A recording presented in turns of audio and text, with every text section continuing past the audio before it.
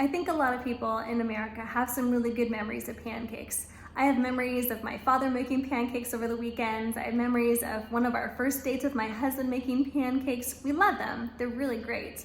So when we moved abroad and I couldn't find a pancake mix, I was like, wow, I guess I'm gonna have to learn how to make that from scratch.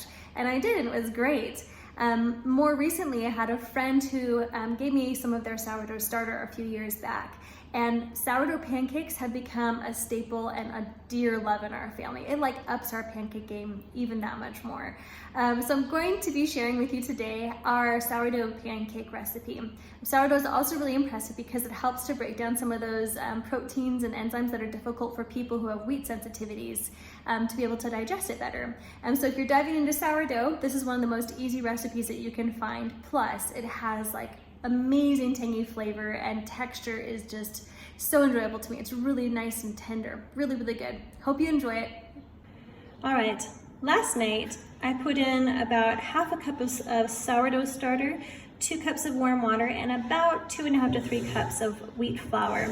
And this morning it was all nice and bubbly like this, and I could see that it's very well fermented. It was actually even bigger because it was all the way up here, but a lot of bubbles have popped.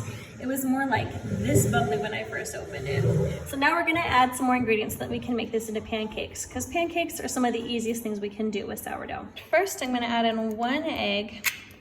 And when we mix that in, we're gonna have to mix it in really carefully. We don't wanna ruin all these bubbles that we've created. Next, I'm gonna add in 1 teaspoon of salt.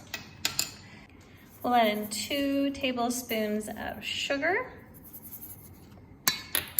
And then we're gonna really carefully dust in a teaspoon of baking soda. Now, I think that the baking soda is kind of like optional. I've just been doing it because my recipe says it, but it's probably not even that essential.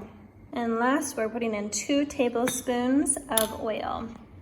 Then I'm going to take my spoon and gently just start stirring everything up. You see we've got tons of bubbles. That's right, I'm stirring, huh?